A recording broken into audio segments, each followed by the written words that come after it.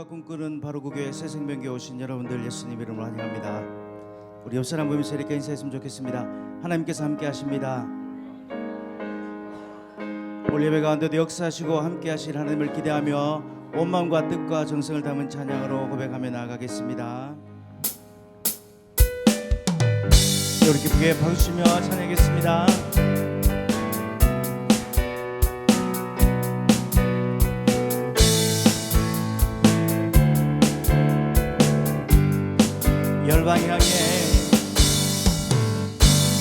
열방향에 깃발을 들라 보라 내 구원이 맘에 주님의 길 너 예비하라 영광의 왕 곧 오시리 열방향에 깃발을 들라 열방향에 깃발을 들라 보라 내 구원이 맘에 주님의 길 너 예비하라 영광의 왕 곧 오시리라 십자가 높이 들리신 십자가 높이 들리신 주 예수 열방의 소망 십자가 높이 들어라 열방이 주님을 볼 수 있도록 한 번 더 열방향에 열방향에 깃발을 들라 보라 내 구원이 맘에 주님의 길 너 예비하라 영광의 왕 곧 오시리라 십자가 높이 들리시 십자가 높이 들리신 주 예수 열방의 소망 십자가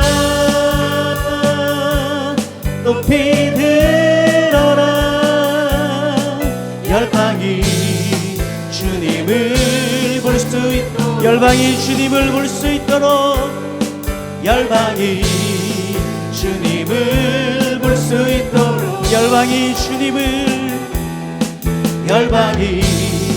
주님을 볼 수 성령이 계시네 성령이 계시네 할렐루야 함께 하시네 좁은 길을 걸으며 밤낮 기뻐하는 것 주의 영이 함께함이 내가 매일 기쁘게 순례의 길 행함은 주의 팔이 나를 안보함이요 내가 주의 큰 복을 받는 참된 비결은 주의 영이 함께함이라 성령이 계시네 할렐루야 함께 하시네 좁은 길을 걸으며 밤낮 기뻐하는 것 주의 영이 함께함이 내가 매일 기쁘게 순례의 길 행함은 주의 팔이 나를 안보함이요 내가 주의 큰 복을 받는 참된 비결은 주의 영이 함께함이라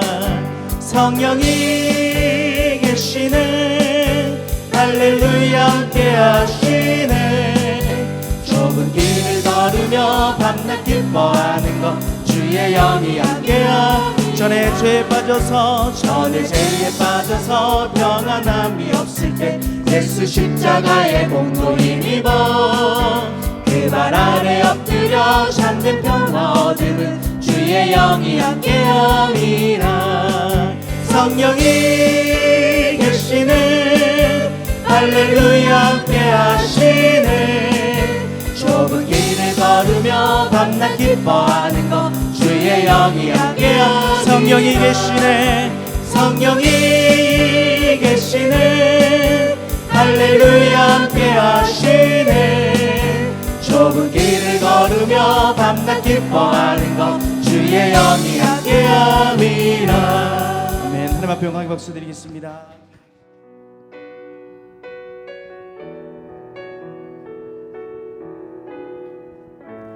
주님 보좌 앞에 나아가, 주님 보좌 앞에 나아가 참된 안식과 기쁨 나누리겠네. 경배하며 주의 얼굴 구할 때 신실하신 주님 찬양. 주님 보좌 앞에 나아가, 주님 보좌 앞에 나아가 참된 안식과 기쁨 나누리겠네. 경배하며 주의 얼굴 구할 때 신실하신 주님 찬양. 신실하신 하나님, 신실하신 주, 나의 주 하나님은 신실하신 주. 평화 내려주신 하나님, 평화 내려주신 하나님, 나로 고통받는 자를 위로하게 하소서. 나의 평생의 주의 사랑을 전하리. 신실하신 주님 참. 우리 두 손 들고 신실하신 하나님, 신실하신 주, 나의 주 하나님은 신실하신 주님. 예수 산을 옮기시는, 예수 산을 옮기시는 내 주는 능력의 주, 그는 구원의 주, 영원한 구원의 창조자.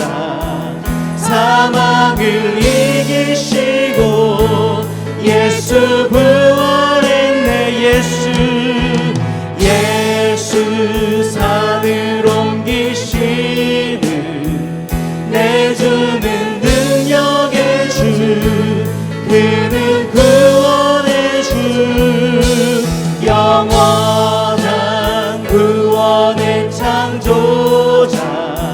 사망을 이기시고 예수 부활했네. 예수 산을 옮기시는 내 주는 능력의 주, 그는 구원의 주, 영원한 구원의 창조자. 사망을 이기시고 예수 부활했네. 우리 주님 기뻐하시는 성일입니다. 오늘 이 주일을 예배로 주님께 한번 드리곤 합니다. 우리 마음을 다하고 뜻을 다하고 성품과 힘을 다해서 우리 청의 가장 아름다운 예배로 우리 주님께 고백하면서 나가도록 하겠습니다. 우리 영화의 율절 고백하며 우리 주님 보좌 앞으로 함께 나가시겠습니다.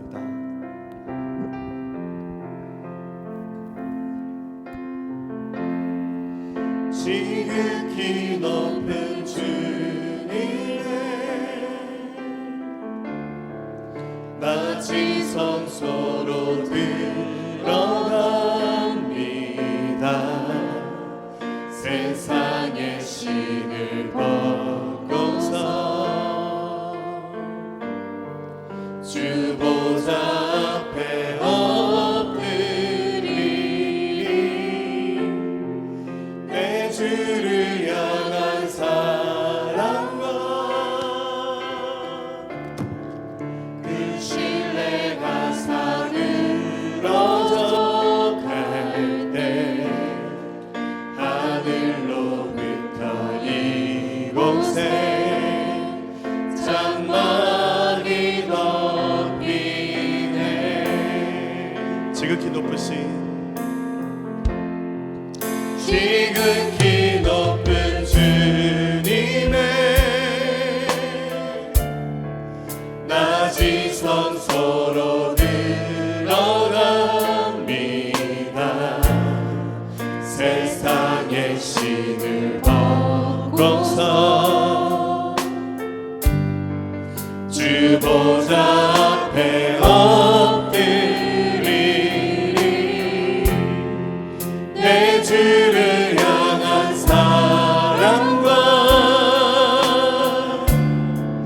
그 신뢰가 사그러져 갈 때 하늘로부터 이곳에 장막이 덮이네.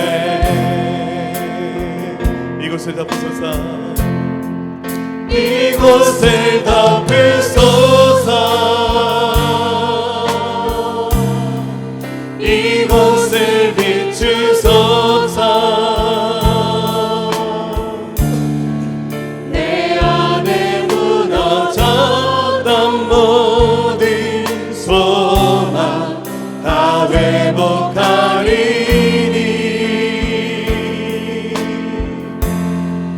이곳을 지나소서.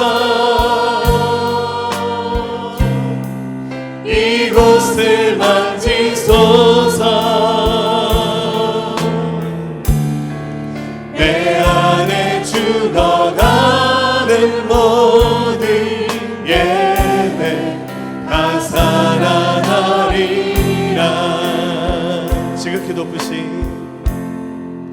지극히 높은 주님의 낮이 성소로 들어갑니다. 세상의 신을 벗고서 주 보좌 앞에 엎드리. 자, 우리 손을 들고 고백합시다. 내 주를 향한 사랑과 그 신뢰가 사그러져 갈 때 하늘로부터 이곳에 장막이 덮이네. 아멘. 이곳을 덮으소서. 이곳을 덮으소서. 이곳을 비추소서. 이곳을 비추소서. 내 안에 무너졌던 모든 소망 다 회복하리니.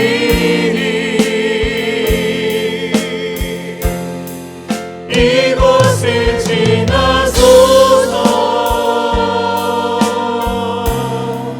이곳을 만지소서. 내 안에 죽어가는 모든 예배 다 살아나리라. 이곳을 덮으소서. 이곳을 덮으소서. 이곳을 비추소서. 내 안에 무너졌던 모든 소망 다 회복하리니 이곳을 지나소서 이곳을 만지소서 내 안에 죽어가는 모든 예배 다 살아나리라. 우리 함께 기도하며 나가겠습니다. 우리 허물들을 고백합시다.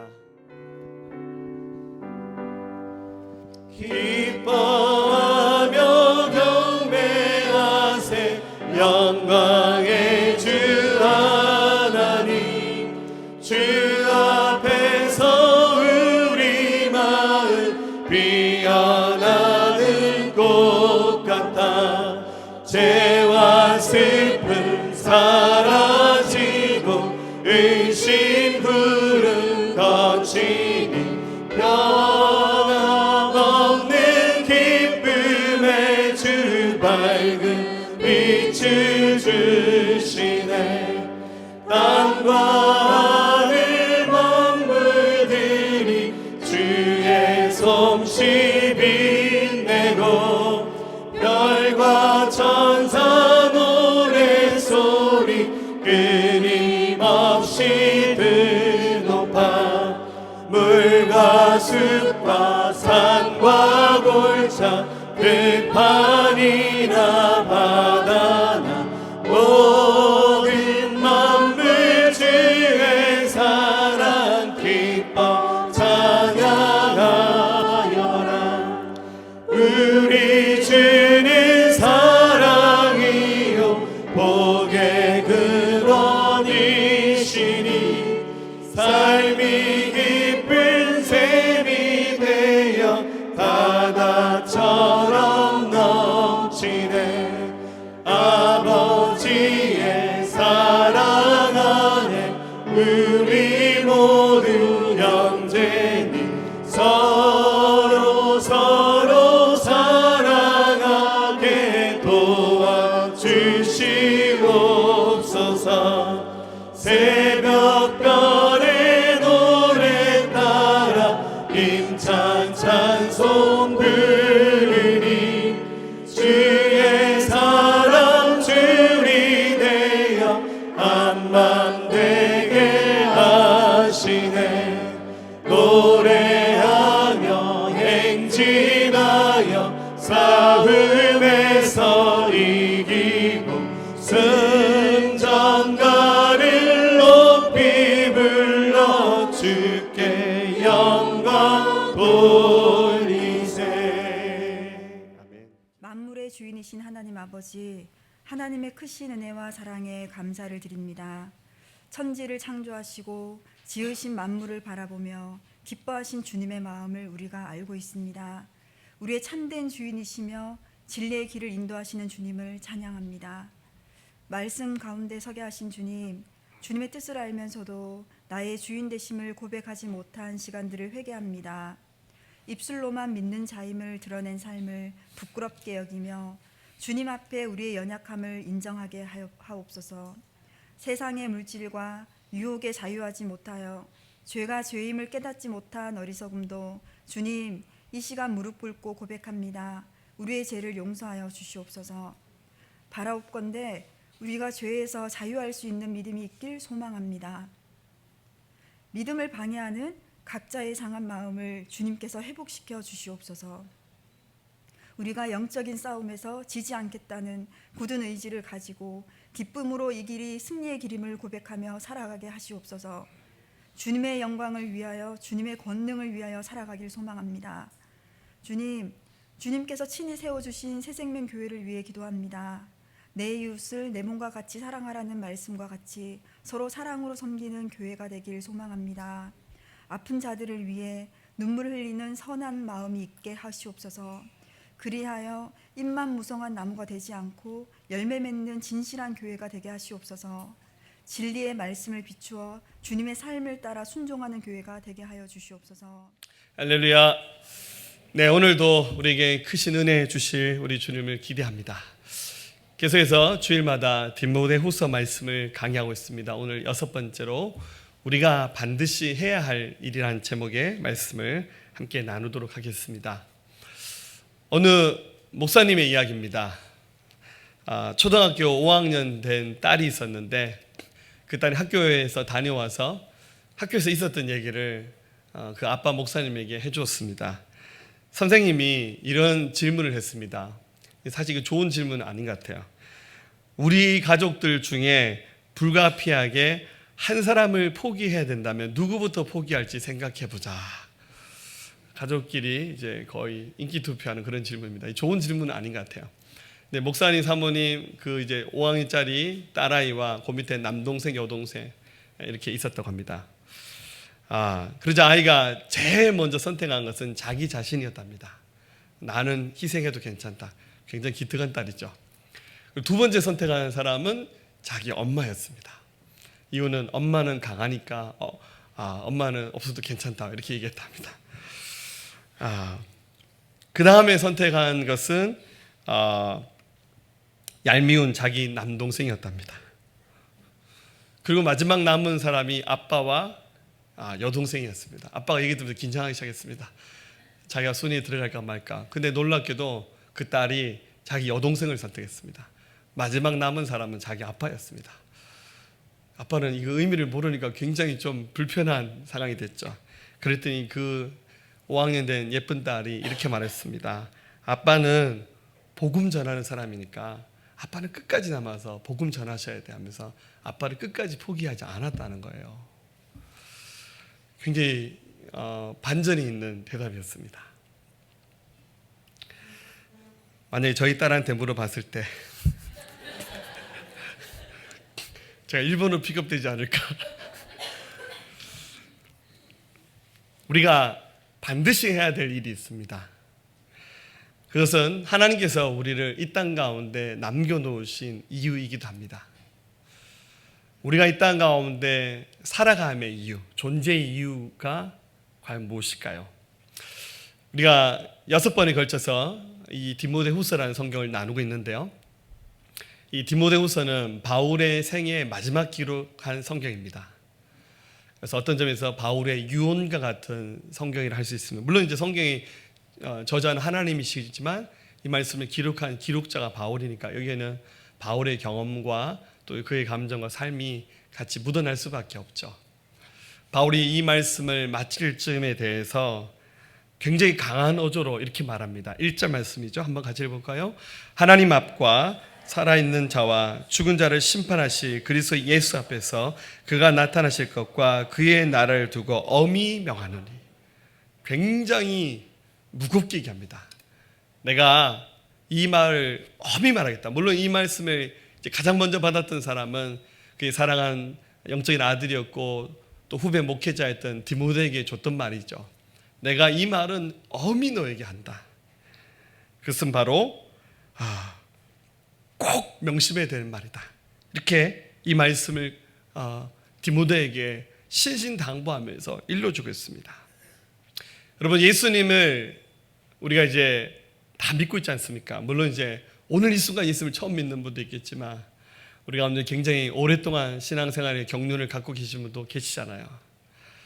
내가 이 땅 가운데 살아가는 이유, 뭐 다른 사람이 너 이렇게 살아야 돼, 이렇게 살아야 돼 이렇게 일러주는 그런 얘기가 아니라 나 스스로 나 존재에 대해서 깨닫고 이해하면서 성찰하면서 이게 내가 살아가는 이유구나. 한 인간으로 태어나서 반드시 해야 할 일들을 우리가 좀 찾아야 되지 않겠습니까? 이것을 발견하지 못하면 사실 우리는 떠밀려가는 인생을 살 수밖에 없어요. 아침에 일어나면 그냥 일하러 가야 돼요.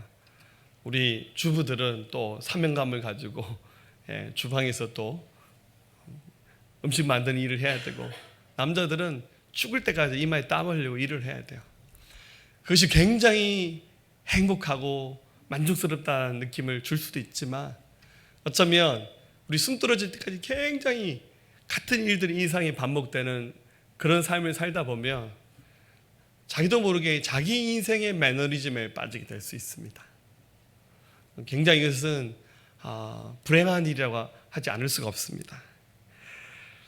우리가 정말 엄히 바울이 말했던 것처럼 우리 마음에 깊이 새겨야 될 우리의 사명은 무엇이겠습니까? 그것은 바로 하나님의 말씀을 전하는 것, 복음을 전하는 것이 우리의 사명입니다.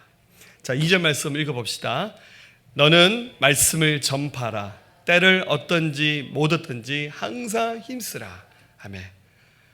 엄히 말하는데 너는 말씀을 전파라.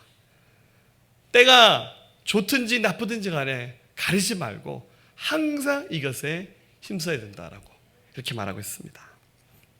여러분, 이것은 우리의 사명입니다. 할렐루야. 이것은 우리의 운명입니다. 우리가 반드시 가야 할 때 우리의 길입니다. 이것이 오늘 이 예배 드리는 순간에도 여전히 목사님이 저게 내가 가야 될 길이라고 하시네, 이 정도로 자각하는 정도가 아니라 여러분들 마음 깊은 곳에서 뭔가 꿈틀꿈틀하듯이 이게 내가 가야 될 길이구나, 이게 내 사명이구나, 좀 이렇게 고백되어질 수 있는 은혜가 있었으면 좋겠습니다. 좀 거꾸로 말하면, 좀 나쁘게 말하면, 이런 고백을 하지 않는다면 뭔가 내가 예수님을 잘못 믿고 있지 않나, 이렇게 좀 심각하게 생각하셔야 돼요. 주님으로부터 온갖 축복, 혜택, 그 프리미엄을 누리고 있으면서 바울이 이 정도로 내가 엄하게 너에게 말한다, 너 신중하게 얘기 들어라 라고 얘기하는 이 말씀을 내 것으로 받지 못한다면, 내가 생각하는 예수님 믿는 것, 신앙생활의 의미는 좀 나쁘게 말하면 나는 그분을 조금 이용해서, 굉장히 제가 나쁘게 말하는 거예요, 그분을 통해서 뭔가 얻고 누리고 여기에만 초점을 맞춰져 있다면 우리는 굉장히 어린아이처럼, 좀 더 나쁘게 말하면 굉장히 이기적으로 예수님을 섬기는 겁니다. 오늘 이 말씀이 여러분의 길을 열게 하는, 여러분 영혼을 번뜩이게 만드는 말씀이 될 수 있기를 주님의 이름으로 축복합니다. 할렐루야. 그래도 마음 가운데 나는 그거 내 사명 아닌데, 자 따라합시다. 나는 복음 전도자입니다. 자 다시 합니다. 나는 복음 전도자입니다. 이 말이 영혼의 고백으로 하나님께 올려드릴 수 있기를 축복합니다. 어떤 점에서 이 디모데 전서 후서라는 성경은 목회자였던 디모데에게 1차적으로 보내졌던 성경이기 때문에 이 말씀에 나오는 말씀들은 굉장히 강도가 있는 말씀들입니다. 조금 소화가 안 되는 말씀으로 여겨질지 모르겠지만 우리 모두가 사역자이기 때문에 이 말씀을 우리에게 주는 축복의 말씀으로 받았으면 좋겠습니다. 이 말씀에서 이 복음 전도자의 사명 감당할 수 있는 우리의 태도와 자세를 배웠으면 좋겠습니다. 몇 가지로 정리했습니다. 첫 번째는 이 복음을 전할 때 예수님의 마음으로 해야 됩니다. 여러분, 복음을 전하는 거, 하나님 말씀 전하는 거 때로는 굉장히 어려운 일인 것 같아요. 일단 준비도 많이 해야 되고요. 여러분들 설교 한 편 준비하려면 그게 그냥 되는 건 아니거든요. 우리 요즘에 청소년부도 선생님들 돌아가면서 설교를 많이 하시고, 우리 아동부도 선생님들이 설교를 많이 하고, 요즘 아동부는 제가 이제 졸업을 해서 설교를 안 합니다. 너무 행복합니다. 아동부 선생님들 들으면 좀 소소하겠지만 저도 이제 자꾸만 아동부나 청소년 설교할 때 좀 제가 좀 미천이 딸리는 것 같아요. 애들을 눈높이를 제가 못 맞추다 보니까 너무 저는 이렇게 꼰대같이 얘기하거든요. 자꾸 애들이 막 눈에 이렇게 제 성이 안 차면 야 너 똑바로 앉아 이런 얘기를 자꾸 하고 싶어요. 깜짝 놀라셨죠? 네. 그래서 우리 선생님들이 매 주마다 설교 준비할 때마다 제일 많이 들리는 피드백이 설교 준비하는 거 어렵다 이런 피드백을 많이 듣습니다. 제가 가끔씩 이렇게 출타할 때 새벽 예배 설교를 우리 목자들에게 시키거든요. 들린 소문에 의하면 저보다 다 설교를 잘 하신다고. 할렐루야. 왜냐하면 저희 매일 성경으로 새벽에 설교하니까 우리 목자들이 한 달 전부터 설교 준비를 하세요. 본문이 정해져 있으니까. 네, 그래서 열심히 하시는데 그 열심히 하시는 모습이 참 보기 좋은 것 같아요. 이게 복음을 전할 때, 말씀을 전할 때 준비하는 과정도 어렵지만 막상 이렇게 준비를 많이 했는데 딱 갔을 때 상대방은 들으려고 하는 준비가 전혀 되어 있지 않을 때 굉장히 힘들어요. 그래서 그 준비했던 것은 하나도 생각이 나지 않고 그 강팍한 얼굴을 쳐다보면서 내가 저 인생에게 무슨 얘기를 해줘야 되나 막 멘붕이 오는 순간이 있습니다. 길거리 나가서 여러분들 전단지 나눠주는 식으로 전도해 보셨죠? 우리 교회 전도팀도 이제 그렇게 전도를 자주 하는데요. 나가서 이렇게 전도지를 나눌 때 그냥 전도지만 주면 사람들이 거의 잘 안 받아요. 진짜 유치하지만 사탕이라도 하나 줘야 되고, 저 이제 커피 전도 많이 하죠. 커피 나눠주고 물티슈 주고 뭐 이렇게 섬겨야 그래도 사람들이 받아가지. 참 사람들의 마음이 강팍합니다. 너무 이게 전도를 나갈 때 너무 강팍한 모습 볼 때 막 마음이 약간 좀 낙심돼요. 나는 전도 연사가 없나? 막 이런 생각. 저도 그런 생각합니다. 그러니까 여러분들 낙심하지 마세요. 참 이렇게 복음에 대해서 마음을 닫는 사람들.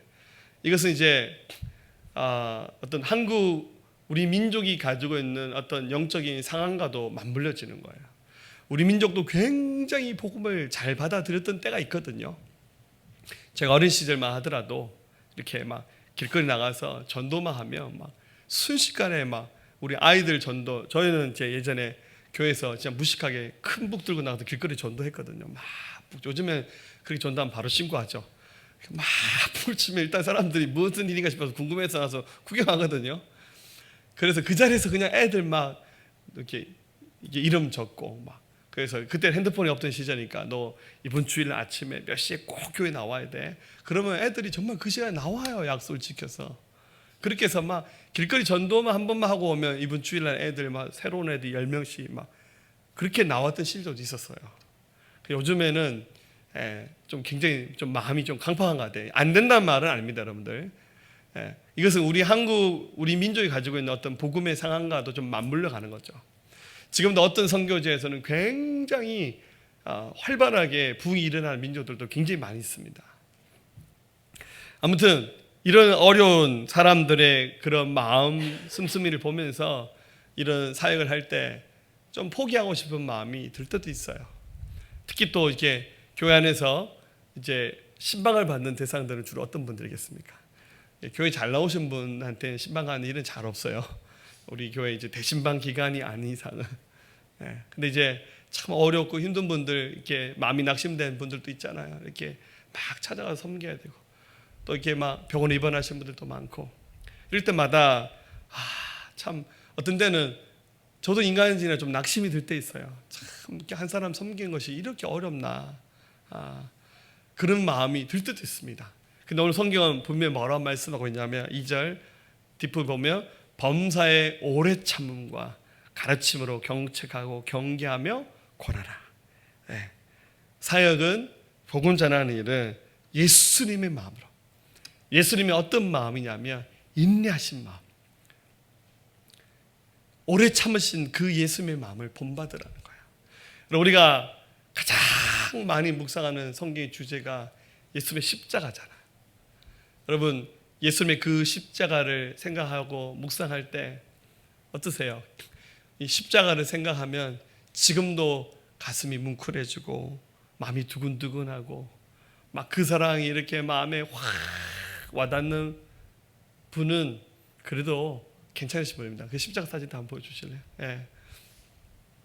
십자가를 오래 참으신 예수님 생각할 때마다 예수님 저 십자가에서 저렇게 손목과 발목에 못이 박혀서 발가벗겨진 채로 이미 그날 저녁에 밤새 고문을 당하셔서 살까지 다 터져나가고 채찍에 맞으셔서 온몸이 피로 낭자하고 이마에는 가시로 만든 멸관을 예수님의 머리 뒤집어 씌워서 그 가시가 예수님의 이마에 이미 박혀서 뭐 말로 할 수 없는 그 고통을, 그 수모를 예수님 겪으시면서 또 저 무거운 십자가를 그 골고다 언덕까지 짊어지고 올라가서 거기서 십자가 지시고 저도 6시간 이상 그 언덕 위에서 매달려서 거기서 꿈틀꿈틀 몸부러질 때마다 못자국이 막 늘어나면서 굉장히 고통스러운 시간을 보내다가 십자가에서 운명하셨어요. 이유는 하나입니다.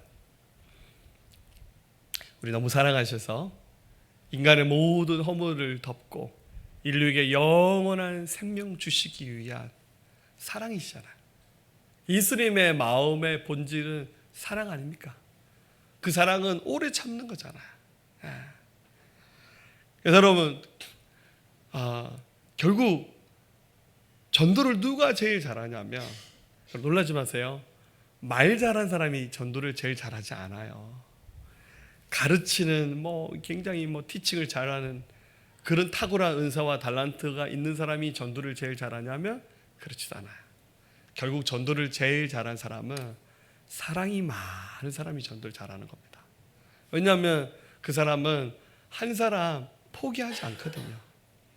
네, 여러분들 복음 전했더니 말 한마디만 하니까 바로 교회 와버리고 막 조금만 가르치니까 막 변화되어서 막 예수 그리스도의 강한 군대가 되어버리고, 그러면 목회하기도 굉장히 쉽고 전도하기도 쉽죠.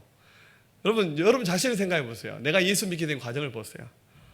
얼마나 많은 엎치락 뒤치락, 방황도 하고 그죠? 도망도 가고 잠수함도 타고 신방 가면 문도 안 열어주고 그죠? 이런 일들을 우리가 겪으면서 웃지 마시고, 우리 그러면서 여기까지 왔잖아요. 나를 참아줬잖아요. 막 전화하면 전화도 안 받아버려요. 문자 보내면 답도 없어요. 참 카톡이라는 것이 참 세계적인 발명품인데 읽었는지 안 읽었는지 확인이 돼요. 할렐루야. 그래서 이렇게 문자 답변하는 사람들은 카톡을 편해. 왜냐하면 읽는지 아닌지 확인이 되잖아. 그래도 읽었으면 살아는 있구나. 그래서 읽으면 나를 차단시키지는 않았구나. 이런 거죠. 근데 문자는 보내면 답이 없으면 이게 읽은지 안 읽은지 답이 없잖아요. 그래서 너 살아있으면 됐다, 속마음으로. 우리 그러면서 여기까지 왔지 않습니까? 정말 예수님의 마음이 필요한 것 같아요. 여러분, 그 예수님의 마음을 더 많이 풍성히 우리 하나님께 구하시면서 그 마음으로 충만해지는 여러분 되시기를 축복합니다. 두 번째는 마귀와 대적하면서 복음 전하는 일을 해야 됩니다. 여러분, 이 세상에 보이지 않는 실세 마귀입니다. 하나님이 이 세상을 통치하시지만 성경은 표현하기를 공중 권세에 잡은 자, 마귀가 굉장한 권한을 가지고 지멋대로 하고 있죠. 사람들이 예수님 믿는 것을 방해해요. 근데 여러분들, 마귀가 사람들을 방해할 때 전설의 고향에 나오는 방식으로 방해하면 굉장히 쉽게 사람들이 벗어날 것 같아요. 전설의 고향 아시죠? 처녀 귀신처럼 내 다리 내놔라 이런 식으로. 그러면 마귀인 줄 알고 다 도망가버릴 거 아니에요. 근데 마귀는 그런 유치한 방법보다는 굉장히 지능적으로 사람들을 공격하면서 사람들을 하여금 하나님 앞에 서지 못하게 만듭니다. 마귀가 가장 노리는 사람은 하나님 앞에 서서 하나님을 섬기면서 믿음으로 살아가려는 사람들을 많이 공격하고요. 특히 이제 간 믿으려고 가시는 분들, 이제 이미 영적 좀 이렇게 힘 있는 분들은 마귀가 웬만큼 건드려 잘 안 넘어지니까, 근데 이제 막 믿음의 그 발걸음을 시작하면서 믿으려는 사람들은 마귀의 그 타겟이에요. 또 그런 사람들은 주변에 안 믿는 가족들이 너무 많거든요. 그러니까 우리 신앙생활 오래 하면 주변 사람들이 다 믿잖아요. 근데 이제 시작하려고 그러면 주변에 술치구들도 많고 안 믿는 가족들도 너무 많고, 그러니까 너무 공격하기 좋은 거예요. 그리고 이제 처음 예수 믿는 사람들은 세상에서 놀던 좀 그게 있잖아요. 이렇게 세상에 어떤 가무가 있잖아요. 그죠? 그러니까 그런 것들을 유혹해서 예배하는 일을 굉장히 방해를 하는 거죠. 마귀는 계속해서 믿는 사람을 방해해야 하나님 나라가 서지 못하게끔 그렇게 하지 않겠습니까? 또 마귀가 제일 싫어하는 건 말씀 전하는 거예요. 복음 전하는 겁니다. 어떻게 하든지 복음 들을 수 있는 기회를 이렇게 막 뺏어가려고 하는 거예요. 그게 바로 영적 전쟁인 거예요. 그래서 말씀 전하는 사역을 하려면 마귀와 대적을 해야 돼요. 여러분들이 기도도 해야 돼요. 말씀 전하는 사역 하시는 분들 뭔가 일할 때 옆에서 같이 기도를 하면서 그 사역이 더 잘 펼쳐질 수 있도록 함께 섬기셔야 됩니다. 여러분, 마귀는요 주로 어떤 방법을 쓰냐면, 자 3절 4절 말씀을 봅시다. 시작. 때가 이르르니 사람이 바른 교훈을 받지 아니하며 기가 가려워서 자기의 사역을 따를 스승을 많이 두고 또 그 길을 진리에서 돌이켜 허탄한 이야기를 따르리라. 아멘. 마귀는 사람들의 마음을 오염시켜서 바른 교훈에 해당하는 이 진리의 말씀을 받지 못하게 만들고 가짜 스승을 만들어서 그 가짜 스승, 세상을 섬기게끔 만드는 거죠. 특히 우리의 길을 가리워서 세상의 허탄한 이야기들, 신화와 같은 얘기들, 막 우상 섬기는 이런 잘못된 얘기들 거기에 혹해서 사람들의 마음이 거기에는 번쩍하는 거예요. 여러분들, 사람들이 이렇게 막 세상이 죄 짓는 일에는요 눈이 바짝바짝해요. 이렇게. 그런데 하나님 말씀을 배우고 나눕시다 그러면 저 다 알아요. 하기 싫은데요. 재미없어요. 굉장히 이런 얘기들 많이 합니다. 그리고 자꾸만 저를 핍박하는데 설교가 길다 그래요. 할렐루야. 여러분들, 우리 한국교회 웬만한 목사님들 주일 설교를 30분, 40분밖에 안 하거든요. 긴가요? 제가 비교를 해드릴게요. 극장에서 영화를 한 편 보면 2시간을 봐요. 그죠? 그것도 내 돈 주고 보잖아. 여러분, 하다못해 여기 포항 스틸러스 경기장 있잖아요. 축구를 봐도 2시간이에요. 야구 한 게임을 봐도 3시간, 4시간이에요. 골프 치러 가서 하루 종일 그 18홀을 한번 라운딩 하면 몇 시간 하냐? 한 3, 4시간? 그죠? 잘 쳐야겠죠. 우리 같은 사람 한 5시간 치겠죠? 못 치니까. 아니, 세상에 자기의 어떤 즐거움을 쫓는 데는 그렇게 시간을 많이 써요. 우리 애들 PC방 가서 애들한테 PC방 가서 애들아 오늘 선생님이 특별한 PC방 데이다. 30분만 하고 집에 가자 하면 애들 다 욕할 거예요. 앉으면 30분이잖아. 안 그래요? 저도 입장도 똑같아요. 이제 설교 시작하면 제가 좀 소론이 좀 길잖아. 할렐루야. 1, 2, 3, 4번인데 항상 1번만 좀 길게 하다 끝나죠. 제가 하려고 그러면 이제 시간이 다가오는 거예요. 이렇게 밥 시간이 돼 가는데 얼굴이 막 불편해지는데 굉장히 말씀을 듣는 일에 인색하죠. 마귀는 못 듣게 만드는 거예요. 그래서 여러분들, 이 복음을 전하는, 말씀 전하는 사역을 할 때 여러분들 마귀와 대적하면서 싸워야 돼요. 네. 제가 늘 얘기하지만 예배 시간에 좀 조시는 분들, 네. 어제 야근하고 오셔서 조신 분들은 제가 그분들 축복합니다. 네. 근데 이제 가만 생각해 보세요. 교회만 오면 내가 졸아요. 그건 여러분들, 이것도 영적 전쟁인 거예요, 여러분들. 그래서 싸워야 돼요. 오늘 예배 시간에 내가 안 졸게 주님 도와주세요. 네. 아니면 저한테 좀 찾아와서 기도 좀 받으세요. 할렐루야. 진짜요, 여러분들. 네. 마귀는 계속해서 하나님 앞에 서는 일들을 방해한 거예요. 예를 들어 내가 쓸데없이 계속 아파. 이유 없이, 원인도 없이 계속 아파. 그것도 영적 전쟁인 거예요. 하나님 앞에 서는데 뭔가 감정이 굉장히 불편해져. 말씀 듣다가 막 화가 나. 막 뛰쳐나가고 싶어. 갑자기 오늘 말씀 듣다가 오늘 목사님 얘기는 다 거짓말 같네. 막 이렇게 뭔가 마음에 역동이 일어난다. 그건 단순히 감정이 불편한 문제가 아니에요. 뭐 제가 설교자에 욕을 합니까? 뭘 합니까? 이게 내가 하나님 앞에 서지 못하게 만드는 마귀의 나의 괴롭히구나. 그렇게 생각을 하셔야 돼요. 여러분, 종교개혁자였던 유명한 마틴 루터가 부흥회를 할 때마다 꼭 마귀 얘기할 때마다 드는 예화가 하나 있었답니다. 이런 내용입니다. 마귀들끼리 이렇게 모여서 회의를 하는데 이렇게 졸개 마귀가 찾아와서 사탄에게 이렇게 자기가 했는지도 자랑했어요. 저는 그리스도인들을 콜로세움, 여러분 아시죠? 로마 있잖아요. 콜로세움의 사자의 밥이 되게 했습니다. 칭찬받고 싶어 이런 얘기 한 거죠. 그랬더니 사탄이 크게 화를 내면서 그게 어쨌단 말이냐? 어차피 죽은 사람들은 다 천국 가지 않냐고. 그렇죠? 두 번째 조기의 마귀가 와서 저는 선교사들이 타고 가는 그 배를 침몰시켜서 선교사들을 다 죽여버렸다고. 잘했죠? 그렇게 하니까 또 화를 내면서 그건 좀 효과는 있긴 한데 어차피 그들이 구원받았다는 것은 달라진 게 없잖아. 그러자 세 번째 마귀가 이렇게 말합니다. 저는 오랫동안 신앙생활한 성도를 골라 사업이 잘 풀리게 하고 돈을 많이 벌게 했습니다. 우리가 바라던 것들이죠. 그랬더니 점점 여가 생활에만 관심이 쏠려서 이제는 교회도 잘 나가지 않습니다. 그러니까 여가 생활을 즐기는 것을 제가 잘못했다는 말은 아닙니다만은 이렇게 주님의 품을 떠나는 사람들도 굉장히 많다는 거예요. 마귀가 뭔 짓을 하고 있는지 잘 생각하셔야 돼요. 그래서 복음 전하는 일, 하나님 말씀을 전하는 일은 영적 전쟁이구나. 마귀와 꼭 대적하셔야 됩니다. 대적하면서 승리하시기를 축복합니다. 여러분들이 저를 위해서도 중보기도 많이 해주셔야 돼요. 저는 여러분들의 기도발로 사는 겁니다. 할렐루야. 할렐루야. 세 번째입니다. 이 일을 할 때는 굉장히 신중해야 됩니다. 왜냐하면 여러분들 한 사람의 생명을 두고 지금 말씀을 전하는 거잖아요. 지금 전도하러 갔어요. 안 믿는 사람에게 복음을 전하는데 이 사람 믿으면 천국, 안 믿으면 지옥이에요.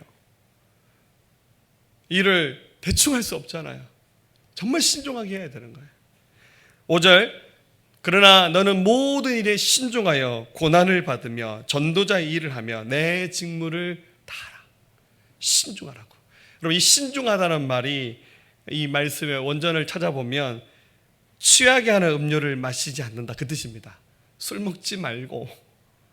여러분들, 의사가 수술하는데 술 이만큼, 죄송합니다, 술 이만큼 쳐드시고 와서 사람의 배를 열어가지고 뭐 장기 있는 암을 제거하고 이런 수술한다 생각해 보세요.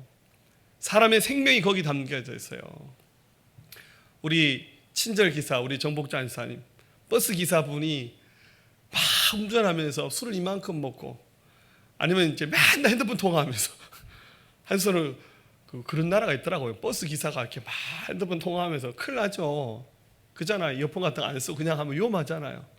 생각해 보세요. 큰일 나잖아요. 제가 수년 전에 있었던 개인적인 경험인데 한번 어떤 선교지에 갔다가 오면서 밤 비행기를 탔는데 그때 이제 우리 그때 팀이 갈 때 수면제를 처방한 거 남아 있었는데 제가 도착한 날이 토요일이었나 바로 주니까 너무 피곤할 것 같아서 그 비행기에서 수면제 하나를 먹었어요.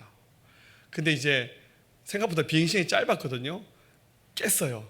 깨가지고 짐을 챙겨서 입국장 가서 도장 받고 짐 찾아서 식당에서 밥 먹고 전철 타고 서울역에서 기차 타고 포항에 왔어요. 근데 있잖아요, 언제 정신이 돌아왔냐면 서울역에서 기차 타고 포항 가면서 전화를 받으면서 이거 뭐지? 보니까 제가 지금 기차에 앉아 있는 거예요. 비행기에서 내려서 왔는 것이 하나도 생각이 안 나요. 와, 수면제, 뭐 졸피뎀 이런 성분이 굉장히 무섭다는 사실 그때 알았습니다.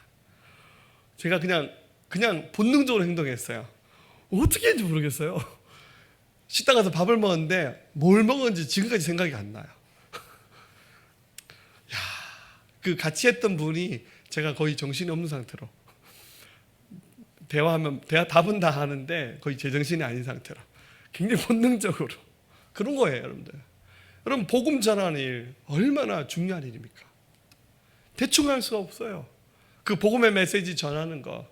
여러분, 제가 만약에 주일 설교를 이렇게 부도난다고 생각해 보세요. 오늘 목사님 간다 있어서 제가 어제 바빠가지고 설교 준비를 못했어요. 재앙이죠. 그죠? 제가 담임 목회 한지 꽤 오래됐습니다만 제가 주일 설교를 이렇게 원고 안 쓰고 이렇게 준비 없이 해본 적은 한 번도 없는 것 같아요. 제 신앙 양심상. 근데 만약에 제가 주일 아침에 설교 준비 안 하고 저 오늘 주일인지 몰랐어요. 여러분, 이거 재앙인 거죠, 그죠? 그런 거죠. 근데 이제 그 무거운 짐을 저한테만 적용시키지 마시고 우리 다 전도자잖아요. 그렇잖아요. 여러분들 회사 일하는 직원이 출근했는데 일 안 하고 맨날 논다 생각해 보세요. 비즈니스 하나도 준비 안 하고 가르치는 교수가 준비 안 하고 학생이 공부 안 하고 그게 본질 이탈이잖아요. 이 복음 전하는 일을 굉장히 신중하게 깨어있으면서 하라고 말씀합니다. 왜냐하면 우리가 지금 하고 있는 일은 한 사람의 영혼을 살리느냐 죽이냐,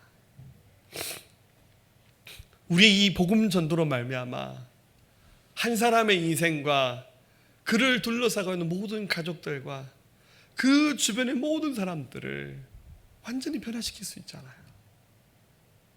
그렇기 때문에 우리가 하는 일 굉장히 중요한 겁니다. 우리가 왜 예수님을 알게 되고 믿게 되었습니까? 우리 앞서 믿었던 사람들이 예수님 잘 믿었기 때문에 그분들이 전도받은 거잖아요. 우리나라 이렇게 쭉쭉 올라가면 우리 한국에 왔던 최초 선교사까지 올라가겠죠. 뭐 토마스 선교사까지 올라가겠죠. 또 그 이상 올라가면 예수님의 12제자까지 또 가지 않겠어요? 우리보다 먼저 예수 믿었던 사람들이 예수 믿고 복음 전하는 일을 대충 하지 않았어요. 어느 한 민족 섬길 때 나랑 전혀 상관없는 어떤 민족 속으로 선교사로 들어가서 하나님, 이 민족에 있는 이 사람이 믿어야 이 민족이 예수님 앞에 돌아올 수 있습니다. 여러분들 막 선교사가 돌아갔는데 선교사님 어서 오세요, 환영합니다. 그런 민족은 없어요. 진짜 하나님이 택한 선택한 민족이 아닌 이상 대부분 다 선교사 들어오면 선교사 싫어해서 막 선교사 막 죽여버리고 막 그죠? 살해하고 막 그랬던 역사가 선교의 역사잖아요. 그래서 어떤 사람들이 자꾸 이렇게 말합니다. 위험한데 선교사 왜 보느냐고. 정신 나간 얘기예요. 복음이 없는 민족은 대부분 다 위험한 나라예요. 목숨 걸고 나가서 복음 전하겠다는 사람한테 왜 위험한데 나가냐고 이렇게 비난하면 그게 말이 되는 겁니까? 그렇게 목숨을 걸고 복음 전해준 사람이 있었기 때문에 그 민족의 복음을 받아들이고 부흥의 역사가 일어나서 교회가 세워졌고, 그렇기 때문에 우리가 지금 예수 믿고 있는 거잖아요. 우리도 마찬가지입니다. 하나님의 축복이 엄청나죠. 은혜가 넘쳐나는 삶을 살고 있잖아요. 나는 너무너무 좋다, 여기가 좋사오니 하고 평생 한 명도 전도 안 하고 복음만 안 전하고 선교사 보낸 일에 관심도 없고 오히려 왜 이렇게 교회가 선교 많이 하냐고 이렇게 컴플레인 하신 분이 종종 있어요. 왜 이렇게 선교지 많이 가냐고. 여러분, 그 사랑의 빛을 갚는 건데 우리가 받은 사랑에 굉장히 작은 거 갚는 거잖아요. 그 교회가 안 하면 누가 합니까? 우리가 안 하면 우리 그 다음에 믿어야 될 사람 누가 섬길 수 있어요? 우리가 그 사랑 받았으니까 우리도 신중하게 그 일을 하는 거예요. 그럼 사실 교회는 전도하는 일에, 선교하는 일에는 돈을 많이 써야 돼요. 할렐루야, 할렐루야. 흘려보내야 돼요. 우리가 그렇게 복을 받았으니까 그게 교회 사명이, 우리의 사명인 거예요. 신중하게 해야 되는 겁니다. 누가 선교사로 나가겠다면 무조건 보내줘야 돼요. 할렐루야, 할렐루야. 마지막 네 번째입니다. 이 사역을 최선을 다해야 됩니다. 인생의 어느 순간만 잘하는 것이 아니라 끝까지 최선을 다하는 우리 그런 삶을 살아야 됩니다. 이 말씀의 기록자 바울은 인생의 마지막 그 종착지, 인생의 석양에 서 있었습니다. 그가 말합니다. 6절에 전제와 같이 내가 벌써 부어지고 나의 떠날 시각이 가까웠다. 여러분, 이 전제라는 말은 이제 구약의 제사 방법 중에서 이렇게 붓는 것을 붓는 형식으로 드리는 제사를 전제라 말합니다. 이게 어떤 무슨 소라든지 양이라 이런 제물이 있으면 거기다가 포도주를 붓는다든지 올리브 기름을 붓는다, 이런 식의 방식으로 드리는 제사를 전제라고 그렇게 말하죠. 바울이 이제 내 인생이, 내 몸뚱아리가 마치 부어지는 전제. 이 부어지는 걸 한번 보면 끝이에요. 담을 수가 없어요. 끝. 자기 인생의 마지막 순간을 바울이 알았죠. 여러분, 바울이 복음 전하다가 감옥을 여러 번 갔어요. 이 말씀은 이제 로마 감옥에 아마 마지막 두 번째로 갇혔을 때 그 순교의 날을 기다린 순간에 기록된 성경으로 추측합니다. 여러 가지 상황상 봤을 때 사형이죠. 끝입니다. 더 이상 밖에 나가서 햇빛 볼 일은 없는 인생의 마지막 때를 그가 직감했습니다. 여러분, 인생의 마지막 순간에 섰을 때 여러분 같으면 어떻게 하겠습니까? 참 괜찮은 인생이었다, 감사했다, 이런 고백을 좀 하면 좋겠지만 안 믿는 사람들은 굉장히 떠나는 마지막 순간에 고통스럽게 떠납니다. 평생 이루지 못한 꿈에 대한 회한도 많고 두려움도 많고 용서하지 못한 것, 사랑하지 못한 것에 대한 후회가 굉장히 많겠죠. 우리 예수 믿는 사람들은 마지막 순간 되면 주님, 저 준비됐습니다, 이렇게 고백할 수 있었으면 좋겠습니다. 바울이 지금 이 인생의 마지막 순간에 후회함 없이 살아온 인생이었음을 고백하며 7절에 나는 선한 싸움을 싸우고 나의 달려갈 길을 마치고 믿음을 지켰다라고 이렇게 고백합니다. 얼마나 아름다운 신앙의 고백입니까?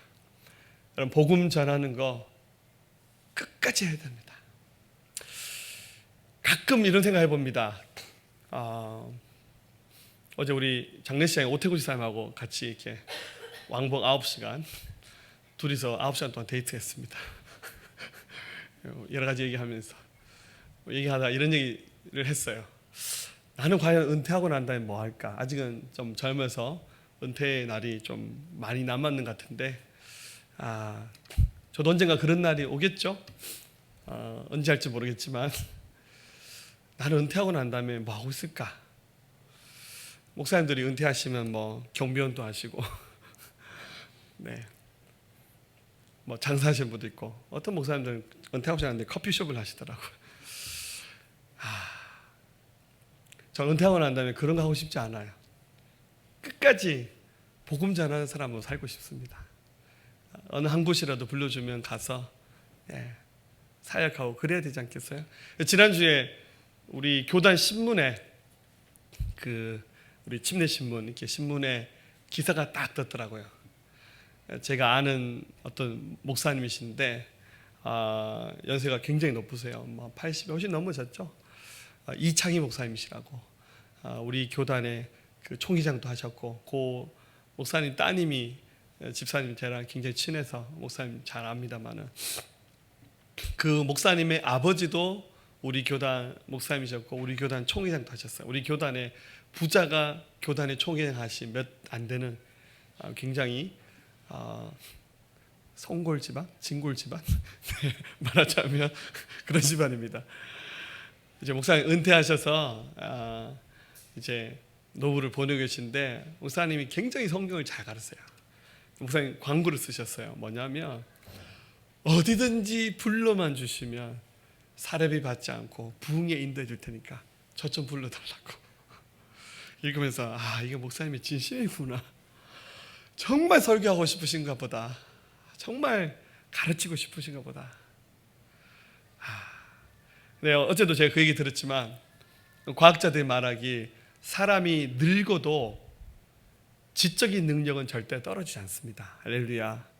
연세 드신 분들이 요즘 생각이 안 나. 그거 다 거짓말이에요. 할렐루야. 그 본인이 까먹고 난 다음에 창피하니까 저도 요즘 나이 드니까 기억력이 깜빡한다. 그 거짓말이에요. 과학적으로 나이가 들어도 사람은 지적 능력은 떨어지지 않습니다. 할렐루야. 나이 드신 분들도 학교 다니면 공부 잘할 수 있어요. 할렐루야. 오히려 어릴 때 공부 못하는 거는 핑계 됐어요. 내가 개발이 덜 됐다고. 어른들은 오히려 나이 들수록 내가 더 많이 개발되어서 훨씬 더 지혜와 지적 능력은 더 왕성하다는 거예요. 그 목사님의 제발 나 좀 불러서 나 절대 사례비 원하지 않을 테니까 나 좀 데려다가 좀 집회 좀 강단에 서게 해달라고. 참 목사님의 그 아름다운 모습에 굉장히 감동받았습니다. 바울도 지금 이 마지막 순간까지도 자기 사명 놓지 않고 끝까지 최선을 다하는 모습을 보여주셨습니다. 여러분 신앙생활에 은퇴는 없습니다. 할렐루야. 그런데 이제 교회에서 목사님이 이제 뭔가 직분을 거둬가서 이제 우리 집사님 이제 그만하시고 딴 분 세우겠습니다. 그럴 때는 바지가랑이 붙잡고 저 계속 하고 싶어요. 이렇게 하셔야 돼요. 할렐루야. 이게 잘하는 분 보고 하지 말라 하는 일은 절대 없어요. 저는 이제 그분을 좀 생각해서 하는 거지. 여러분 끝까지 70이 되든 80이 되든 자기에게 주어진 사명 끝까지 감당하면서 우리 하나님 기뻐하는 믿음의 길을 가야 됩니다. 할렐루야. 사명은 인생의 마지막 순간까지 최선을 다하는 겁니다. 끝까지 최선을 다하시는 여러분 되시기를 주님의 이름으로 축복합니다. 말씀 마치겠습니다. 영국의 캔터베리라는 곳이 있죠. 그곳에 한 교회가 있는데요. 그 교회에 굉장히 유명한 신앙인이 한 분 있습니다. 교회 목사님이 아니라 그 교회 집사님이세요. 이름이 니콜라이라는 분입니다. 좀 흔한 이름이죠. 네. 이 교회에 니콜라이라고 하는 사찰 집사님이 굉장히 유명한 분이 되셨어요. 이분은 어릴 때 부모님을 일찍 여의고 제대로 교육의 기회를 갖지 못해서 17살 때부터 이 교회 사찰로 일을 하다가 사찰 집사로 평생 이 교회를 섬기셨대요. 뭐 교회 청소하고 막 섬기는 그런 일을 하셨는데 이분이 하시는 가장 큰 미션 중에 하나는 교회 종을 치는 거예요. 그래서 이렇게 시간마다 종을 치는 거예요. 여러분 이게 유럽 이런 데 가보면 지금도 종을 치거든요. 근데 종 소리가 굉장히 듣기 좋아요. 우리나라는 종 치면요 바로 신고합니다. 교회가 왜 이렇게 시끄럽냐고. 우리도 언젠가 한번 교회 새로 건축하면 종탑을 한번 세워봤어 하는 그런 로망입니다. 굉장히 좋은 소리 나게 해서 동네 사람들이 다 좋아하는 종소리로. 네. 근데 이 니콜라이 집사님이 종을 치는데 여러분들 그 원래 세계 표준 시각이 영국이잖아요, 그죠? 종을 치는데 1초도 놓치지 않고 정각에 종을 딱 치셨대요.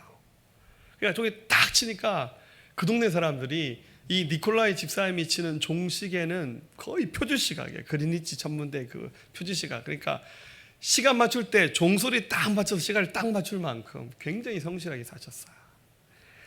나중에 평생 사시다가 76세쯤 되셨을 때 그 두 아들이 나중에 성장해서요 영국의 옥스퍼드 대학의 교수가 되었어요.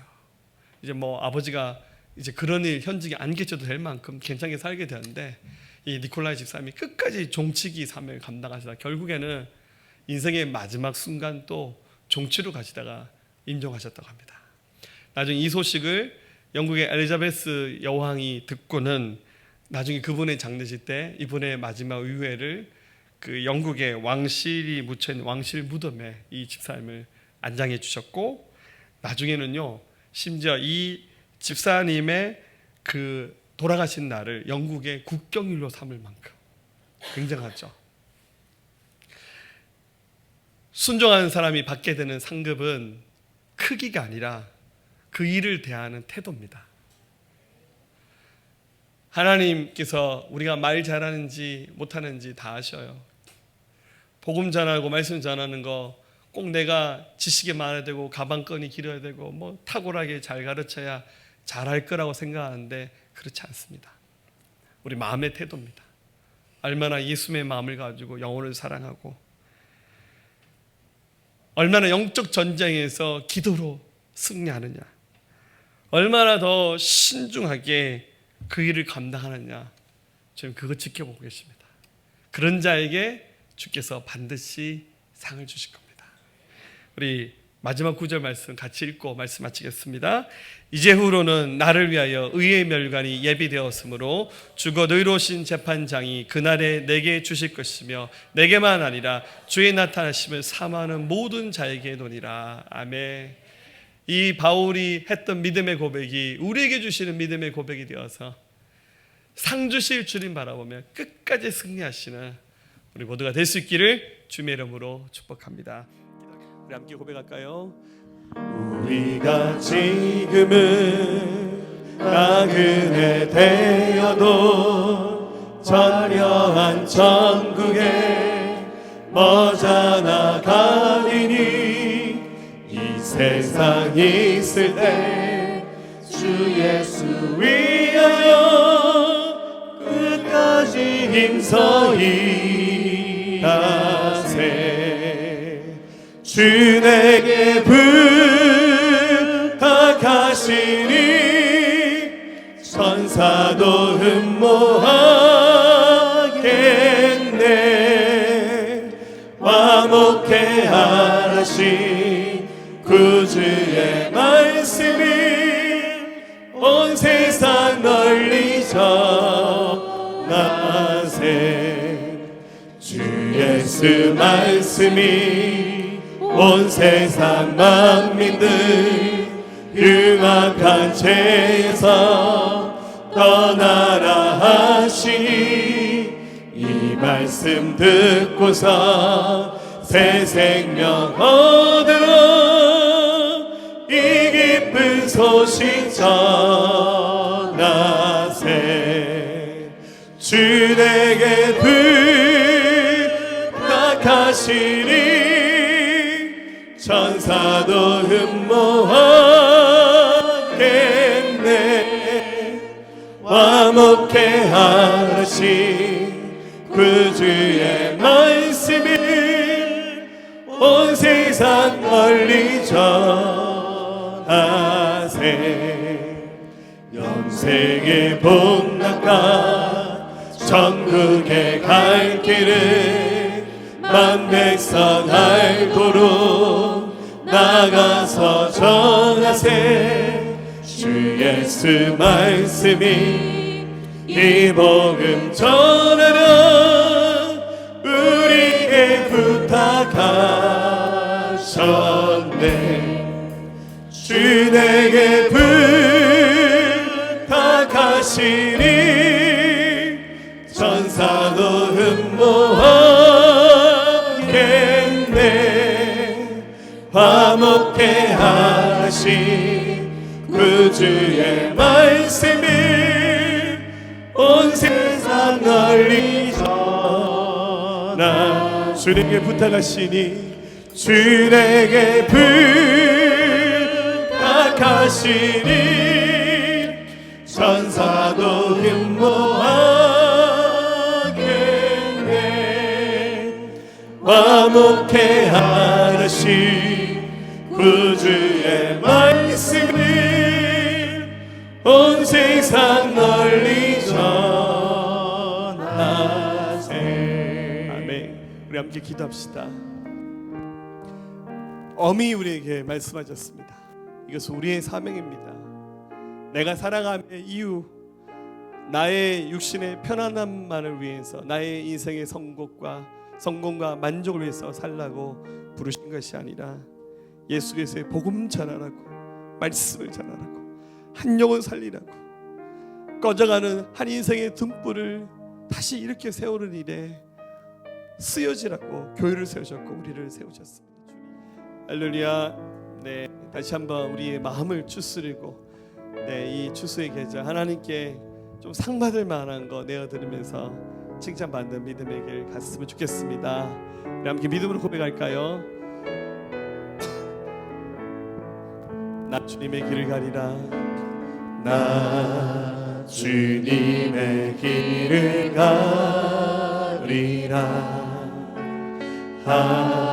하늘의 부르심 따라서 주님의 얼굴을 구할 때 거룩한 성령이 임하시네. 나 주님의 길을 가리라. 하늘의 부르심 따라서 주님의 얼굴을 구할 때 거룩한 성령이 임하시네. 물과 피 쏟으시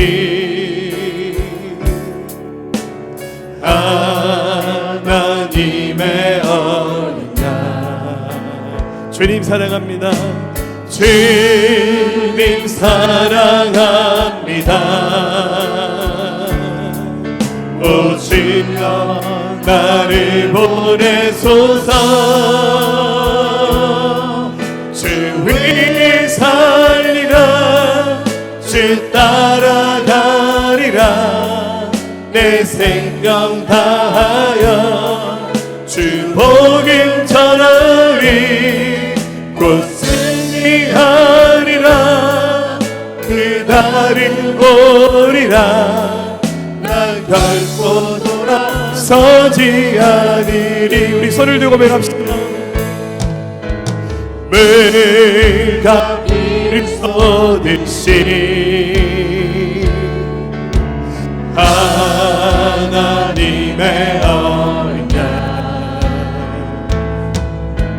주님 사랑합니다. 오 주여 나를 보내소서. 아멘. 주의 살리라. 주 위에 살리라. 주 따라가리라. 내 생명 다하여 주 복음 전하리. 곧 승리하리라. 그날을 오리라. 날 결코 돌아서지 않으리. 아멘. 주의 살리라. 주 위에 살리라. 주 따라가 내 생명 다하여 주를 보기 전하리 곧 승리하리라 그날은 오리라 난 결코 돌아서지 않으리 나는 결코 돌아서지 않으리